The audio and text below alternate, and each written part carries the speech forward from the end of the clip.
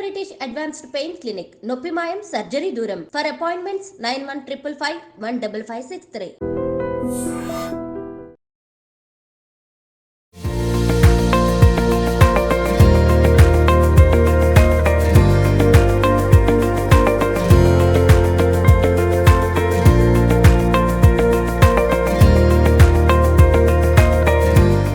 మీరు చదువుకుందేమో 8th class.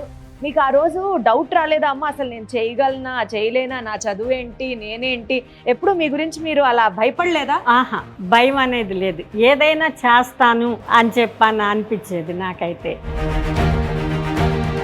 8వ తరగతిలో చదువు ఆపేసిన ఒక మహిళ భాష రాదు, చదువు రాదు, 50 లక్షల రూపాయల బిజినెస్ చేద్దామన్న ధ్యేయంతో ఏం ఆలోచించకుండా భయపడకుండా ముందడుగేసింది. దిగితే గానీ లోతు తెలియదు అంటారు.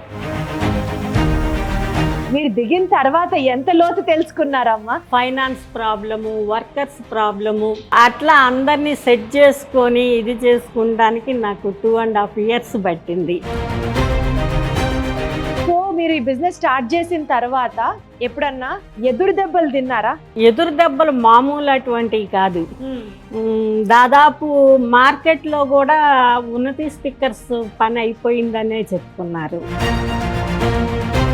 ఎదురు దెబ్బలు తగిలినప్పుడు మీరు ఫ్యామిలీ దగ్గర నుంచి కూడా ఎంత సపోర్ట్ చేసినా నీకు అసలు అవసరమా ఇవన్నీ అనే మాటలు ఎప్పుడు వినలేదా? ఇప్పుడు మగవాళ్ళకి ఏదన్నా చేసేటప్పుడు లాస్ వచ్చినా అయ్యో ఇది మందలే, ఇది ఎట్లా బయటపడతాం ఏంటనేది ఆలోచిస్తాం. కానీ ఇటు తిరిగి లేడీస్ చేసేటప్పుడు మాత్రం నీ మూలకంగానే ఇంత ఇది వచ్చింది అనేది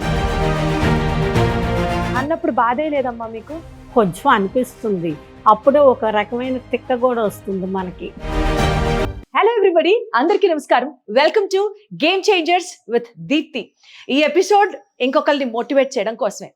ఈ ఎపిసోడ్ డెఫినెట్లీ జీవితం ఇక్కడతో అయిపోయింది అనుకునే వాళ్ళు తిరిగి మళ్ళీ బౌన్స్ బ్యాక్ అవ్వడం కోసమే.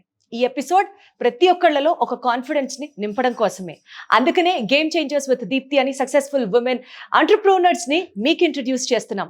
ఇందులో భాగంగా ఇవాల్టి స్టోరీలో గెస్ట్ చాలా ఇంట్రెస్టింగ్. 8th క్లాస్లో చదువు ఆపేసి పెళ్లి చేసుకొని కేవలం ఏదో ఇంటి పనులు చేసుకుంటూ, ఇంకా సీన్ కట్ చేస్తే వ్యవసాయం, తనకున్న పొలంలో వ్యవసాయం చేసుకుంటూ జీవితం చాలా నార్మల్గా ఇల్లు, వ్యవసాయం, పిల్లలు చూసుకుంటున్న ఒక మహిళ ఇవాళ రోజున stickers, adhesive stickers manufacturing unit start చేసి she's just ruling the world. Ruling the world అని ఇప్పుడు నేను చాలా సొఫిస్టికేటెడ్గా మాట్లాడుతున్నాను, కానీ తన స్టోరీ విన్న తర్వాత అమ్మ బాబోయ్ అసలు కనీసం కల్లో కూడా ఇలాంటివి జరుగుతాయా అని అనుకునే స్థితిలో ఎస్ జరుగుతాయి, సక్సెస్ఫుల్ గా ప్రతి మనిషి కూడా చేయగలరు అని నిరూపించారు ఆ పెద్దావిడ. She's none other than Padmavathi గారు. పద్మావతి గారిని కలిసేసి బోలెడ్ విషయాలు మాట్లాడుకుందాం పదండి.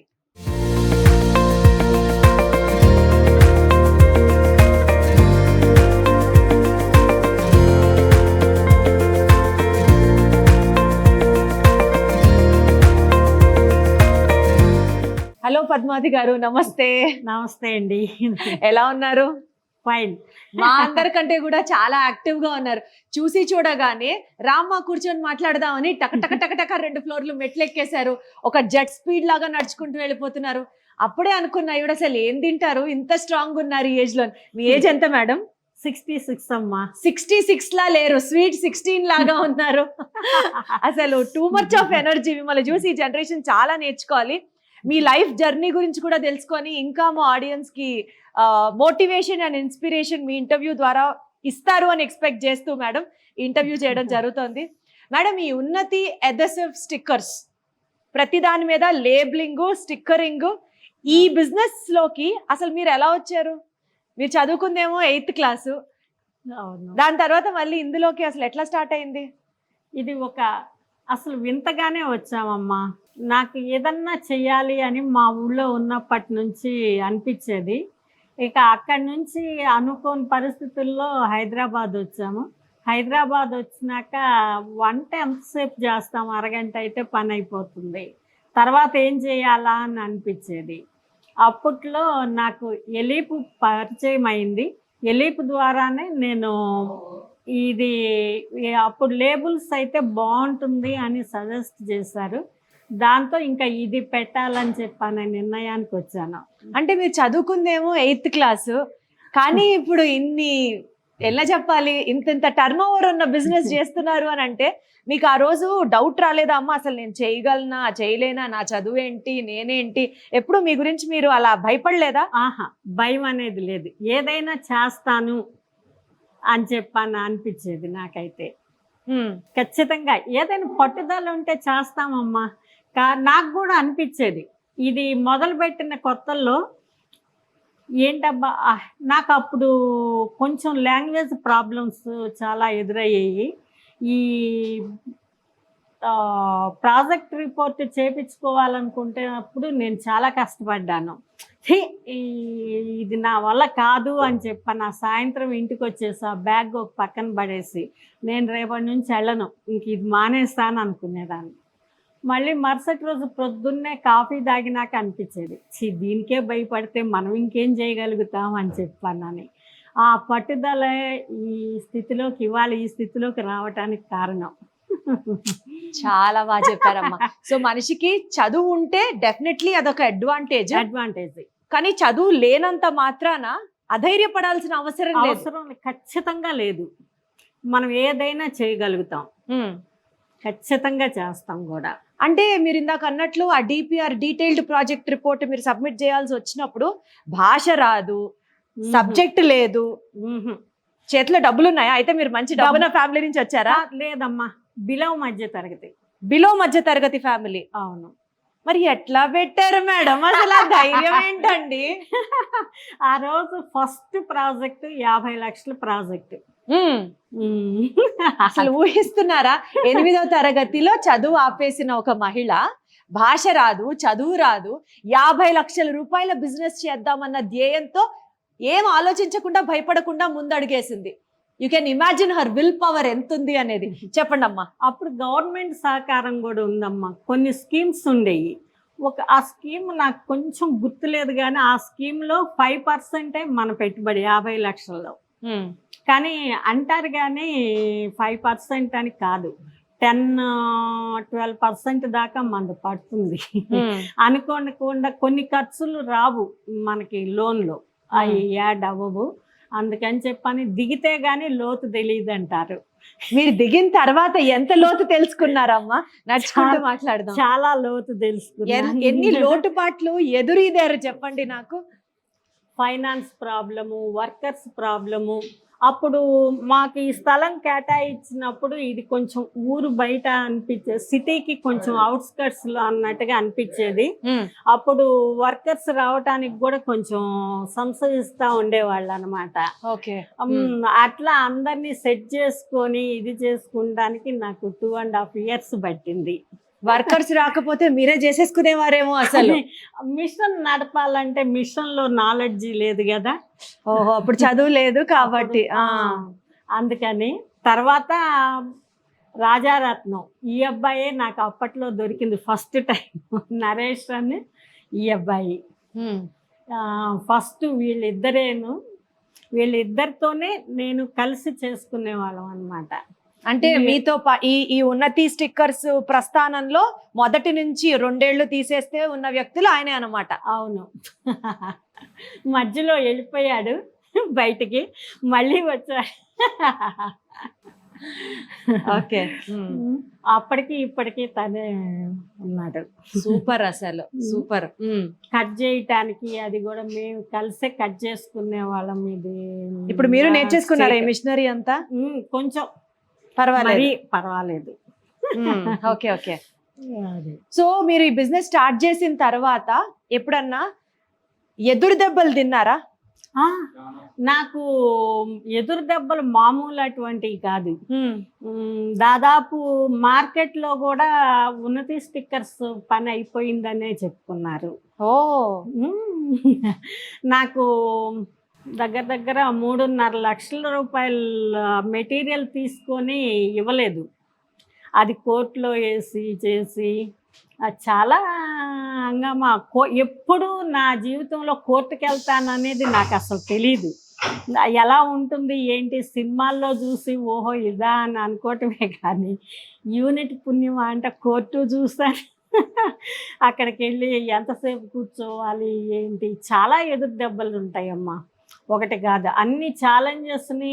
ఇంకా వేరే ఛాలెంజ్ ఏంటి మేడం? ఈ కోర్టు ఛాలెంజ్ ఒకటి, 3 లక్షలు ఎవరో మెటీరియల్ తీసుకొని మీకు ఇవ్వలేదు. ఆ రోజున మరి 3.5 లక్షలు అంటే మామూలు మాటలు కాదు.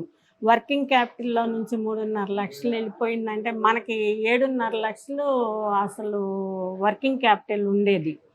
దానికి 3.5 లక్షలు పోతే ఏముంది? ఇంకా అట్లా అసలు ఆ టైంలో చాలా ప్రాబ్లమ్స్ ఫేస్ చేశా. మా రా మెటీరియల్స్ వాళ్ళు కూడా పాపం బాగా సహకరించారు. కొంచెం క్రెడిట్ ఇవ్వటం చేయటం, కాదండి ఇంకొక 10 రోజులు ఆగండి ఇస్తామంటాము. మనం సప్లై చేసిన మా సప్లయర్స్ బతిలాడుకొని కొంచెం బిల్స్ తొందరగా పాస్ చేయండి అని చెప్పుకోవటం చేయటం, అట్లా కొంచెం చాలా ఇదిగా పైకి వచ్చా. అమ్మ 45 సంవత్సరాల్లో మీరు బిజినెస్ స్టార్ట్ చేస్తే 45వ సంవత్సరంలో బిగిన్ చేశారు అంటే ఆల్మోస్ట్ ఇంకొక 15 సంవత్సరాలు అయితే రిటైర్మెంట్ అయ్యే వయసు అది. ఆ టైంలో ఒక కొత్త బాధ్యతని తీసుకొని ఒక బేబీ ఇన్స్టిట్యూట్ ని ఇంత దాకా నడపడం అన్నది సామాన్యమైన విషయం కాదు. కొంచెం మా హస్బెండ్ సహకారం ఉంది, తర్వాత మా అబ్బాయి మా కోడలు కూడా హెల్ప్ చేశారు. చేసినప్పటికీ కూడా హాయిగా రెస్ట్ తీసుకొని రిలాక్స్ అయ్యే ఏజ్ లో ఒక కొత్త బాధ్యతని మీదేసుకున్నట్లే కదా. మనకి ఒక పని చేయటం అలవాటైనాకమ్మా ఇంట్లో కూర్చోవాలన్నా కూడా కూర్చోలేము, రెస్ట్ తీసుకోవాలన్నా కూడా ఏదో 1 రోజు 2 గంటలు అయితే బాగానే ఉంటుంది, కానీ తర్వాత అసలు ఏమీ తొయ్యదు. మళ్ళీ మామూలు యథాప్రకారంగా మన పని మన రొటీన్ లో. అంటే మనం ఎంత పని చేసినా అమ్మ సక్సెస్ఫుల్ గా ముందుకెళ్తూ ఉంటే అందరూ మెచ్చుకుంటారు.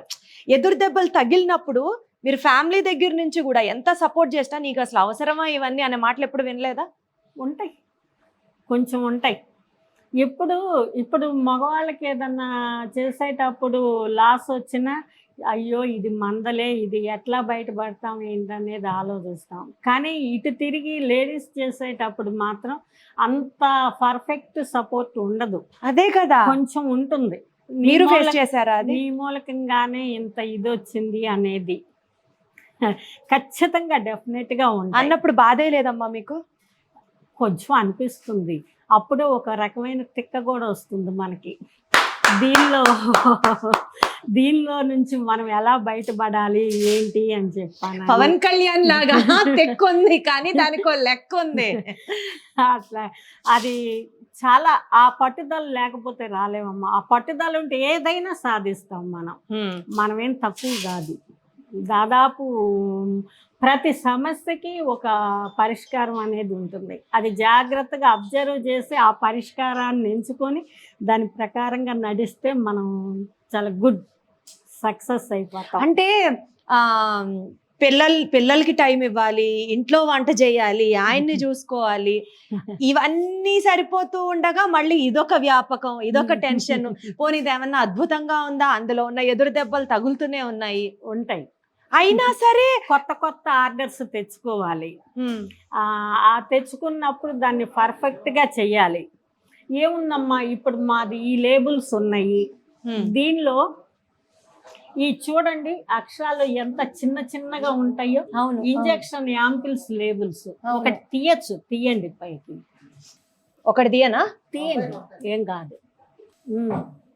ఇది ఇప్పుడు దీనిలో ఏం తప్పు ఉందో మీరేం చూడగలుగుతారు? అసలు కంటికి అర్థం కావట్లేదు. ఇంక ఇలా దగ్గర పెట్టుకొని దగ్గర పెట్టుకున్నా మీకు కనిపించట్లేదు. భూతార్థం పెట్టుకొని ఈ లేబుల్ని మాకు శాంపిల్ ఇస్తారు వాళ్ళు, కరెక్ట్గా ఉన్నది. దాన్ని చూసి ఒక్కొక్క లైన్ తీసుకొని ప్రూఫ్ రీడింగ్ చేయాలి. ఆ భూతార్థంలో చూసి ఒక ఫుల్ స్టాప్ మిస్ అయినా, ఒక కామా మిస్ అయినా రిజెక్ట్. Batch reject. అసలు మొత్తం ఇంకా 1-2 లేబుల్స్ వస్తే మిగిలినవి కూడా అసలు లేదన్నా కూడా ఎవరు పట్టించుకోరు. ఇది చాలా డేంజర్ అమ్మా ఈ మెడిసిన్స్కి సంబంధించినవి, అందుకని ఈ వాడమని చెప్పని మొత్తం తీసి చెత్తబుట్టలో పడేస్తారు. అలా ఎన్ని లక్షలది పోయిందమ్మా? ఒక్కొక్కసారి అక్కడి నుంచి ఒళ్ళు దగ్గర పెట్టుకొని ఈ ఖచ్చితంగా ఆ టైం. ఇప్పుడు కొంచెం వేరే అమ్మాయి చూస్తుంది, ఆ టైంలో నేనే చూసేదాన్ని. మొత్తం నేను చెక్ చేసి నేను ఓకే అన్నాకే అవి డిస్పాచ్. 8th క్లాస్కి అయితే ఇంగ్లీష్ కూడా నాకు ఫ్లూయెంట్గా రాదు. మొత్తం మాట్లాడటం. కాకపోతే ఏబిసిడీలు 4 వచ్చు.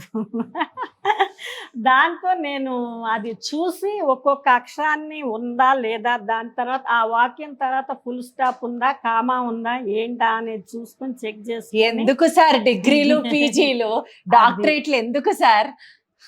మీలాగా ఆ పట్టుదల ఉంటే నిజంగా అసలు ఏదన్నా సాధించవచ్చు. నిజం అమ్మా, లాంగ్వేజ్ లేదు ఇది లేదు అని మా వాళ్ళు పాపం చాలా హెల్ప్ చేసేవాళ్ళు.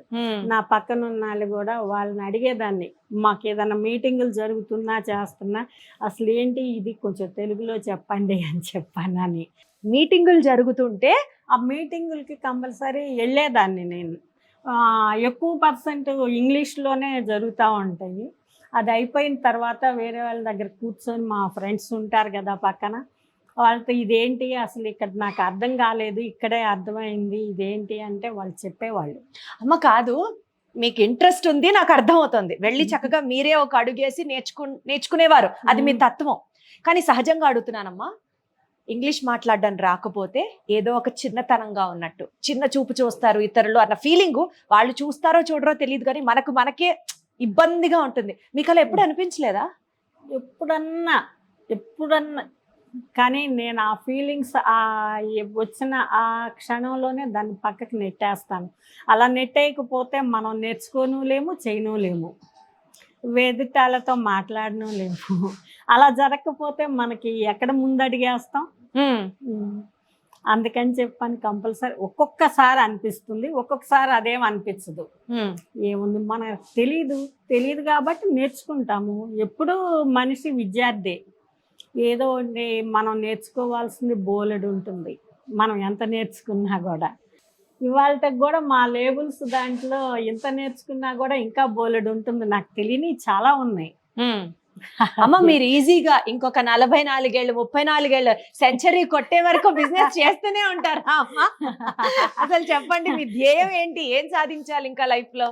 ఇంకొక 10 years గట్టిగా చేస్తాను అనుకుంటున్నానమ్మా. 10 ఏముంది మేడం, ఇంకొక 34 ఏళ్ళు కూడా చేస్తారు మీరు. ఆ తర్వాత కొంచెం గుళ్ళు గోపురాలు అక్కడికి వెళ్ళి కూడా మీరు ఫోన్ చేసి మీ వాళ్ళతో మాట్లాడుతూనే ఉంటారేమో, ఈ రోజు ఆర్డర్లు ఎన్ని వచ్చాయి, ఈ రోజు పని ఏం చేశారు. ఈ సౌండ్ లేకపోతే జోలపాట కాకుండా మీకు నిద్ర పట్టదేమో అమ్మ అసలు. కాదమ్మా, బేసికల్ గా నాకు ఒక డౌట్. సబ్జెక్ట్ నేర్చుకొని కొత్త విషయాలు తెలుసుకొని ఎప్పటికప్పుడు అప్డేట్ అవుతూ ఉండే మీకు ఫ్యామిలీకి అసలు ఎంత టైం ఇచ్చేవారమ్మా? ఇస్తానమ్మా ఫ్యామిలీకి కూడా. ఇప్పుడు మా మనవరాళ్ళ విషయంలో నేనే చూసేదాన్ని, కొంచెం చదువు అది నేనే పట్టించుకునేదాన్ని. కాస్త ఏ స్కూలు ఏంటి, ఎట్లా ఏ స్కూల్లో వేస్తే బాగుంటుంది అనేది. తర్వాత అట్లాగే తను ఇవాళ MBA చేస్తుంది చికాగో బూత్ యూనివర్సిటీలో. నాకు చాలా గర్వంగా ఉంటుంది తన స్టేజ్లోకి వచ్చిందంటే. ఓకే, సో ఫ్యామిలీకి మీరు టైం ఇస్తారు, ఇచ్చేవారు ఇది వరకు కూడా? అంటే మనవరాలు నేనే పెంచుకునే, ఇంత బిజినెస్ చేస్తూ ఇంత బిజినెస్ చూసుకుంటూ.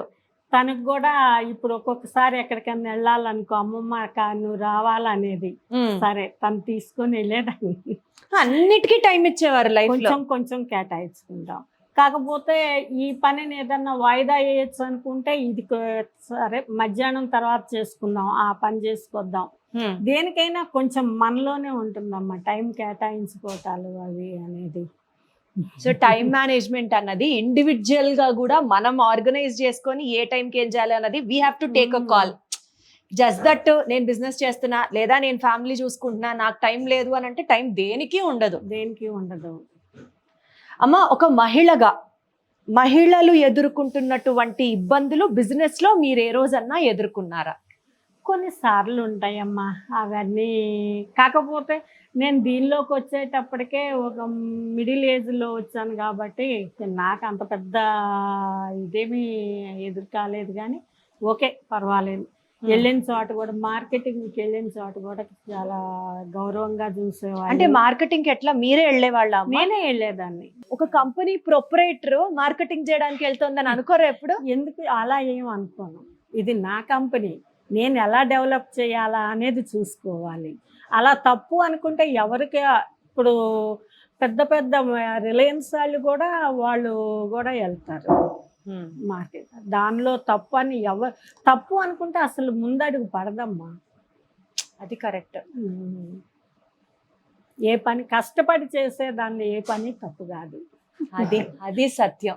కష్టపడి పని చేస్తే అది తప్పు కాదు, కష్టపడడం నేర్చుకుంటే అసలే తప్పు కాదు. సక్సెస్ అవుతారు, ఫుల్ సక్సెస్ అవుతాం. సూపర్ అమ్మా. ఇవాళ కూడా ఇంత చాలా టఫ్ కాంపిటీషన్ మాది మార్కెటింగ్, అయినా కూడా ఇంత కాంపిటీషన్ లో నేను నిలబడగలిగానంటే నేను ఇచ్చే క్వాలిటీ సర్వీస్కి నేను అది 100%.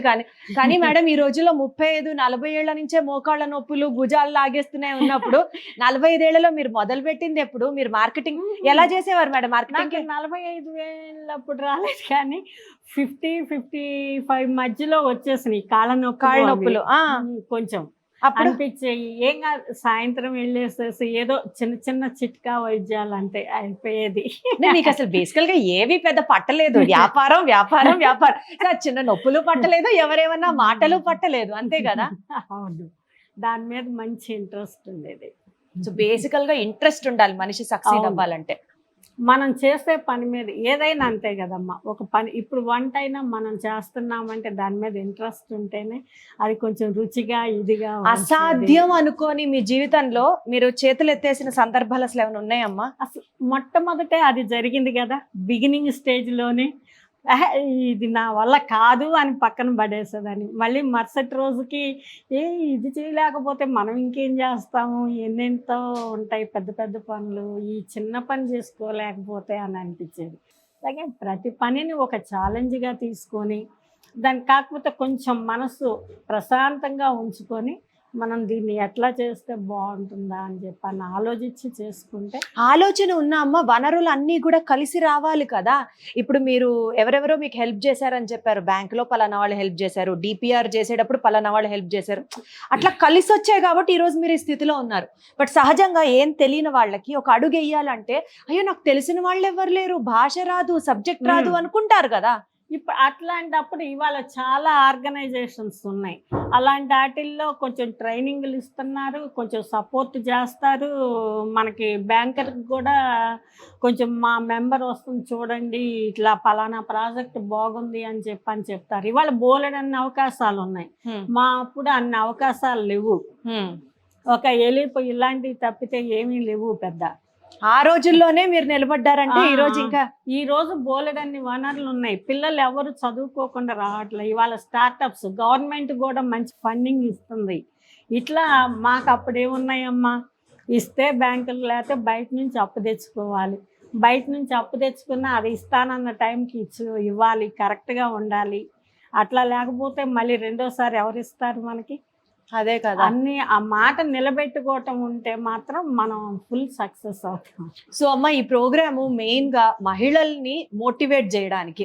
సో మహిళలకి మీరిచ్చే ఒక సలహా అనుకోవచ్చు, లేకపోతే మీ నుంచి వచ్చే పద్మావతి గారి చిట్కా అనుకోవచ్చు, లైఫ్ అంతా ఫాలో అవ్వడానికి ఏం చెప్తారమ్మా? ఎందుకంటే కష్టాలు కన్నీళ్లు ప్రతి ఒక్కళ్ళ జీవితంలో ఒక భాగమే. ప్రతి మహిళకి ఉంటుందమ్మా. ఆడవాళ్ళకి ఇబ్బంది లేదు, నేను చాలా హ్యాపీగా ఉండాను అని అనుకునే వాళ్ళు ఎంతమంది ఉన్నారు ఈ రోజుల్లో? ఉంటాయి. అవన్నీ పక్కన పెడతా, అదొక్కటే ఆ ఇబ్బందిని గురించి ఆలోచిస్తూ ఉంటే మనం ఇంకేం చేయగలుగుతాం? ఏమీ చేయలేము. కాబట్టి ముందు మనం చెయ్యాలనుకున్న పని మీద ఇంట్రెస్ట్ ఉండాలి. చాలా ఇష్టంగా ఆ పని మొదలుపెట్టి చేస్తే ఫుల్ సక్సెస్ అవుతామమ్మా. దానిలో వచ్చే ఇబ్బందులు కానీ ఏదైనా సరే కంపల్సరీ గట్టెక్కుతాం. అది భయం ఉండకూడదు, ఇంట్రెస్ట్ ఉండాలి అండ్ ఫోకస్డ్ గా పని చేయాలి. అవును అమ్మ, ఈ ఏజ్ లో కూడా మీరు ఎన్ని గంటలు పని చేస్తారు? ఊరికి అసలు తెలుసుకుందాం అన్నాడు. ఆ 2 గంటలు పని చేస్తేనే ఉత్సవ అనుకుంటూ ఉంటాం మా జనరేషన్ లో. అమ్మ, మీరు ఎన్ని గంటలు పని చేస్తారు చెప్పండి? ఎందుకమ్మా, మీరు కూడా చేయాలనుకుంటే అశ్రయం అనుకోరు. ఆ పని మీద ఇంట్రెస్ట్ ఉంది, ఖచ్చితంగా చేస్తాము అంతే. అదే చిట్కాని మనం అమలు చేస్తే ఏముండదు, పెద్ద కష్టం కూడా అనిపించదు. ఇన్ఫాక్ట్ అనిపించదు. సో మీరైతే ఎన్ని గంటలు వర్క్ చేస్తారు రోజుకి? ప్రొద్దుట ఇన్ని గంటలనే లేదు, ఒక్కొక్కసారి ఇంటికి వెళ్ళేటప్పటికి 8 అవుతుంది, 8:30 అవుతుంది. పొద్దున ఎన్నింటికి వస్తారమ్మా?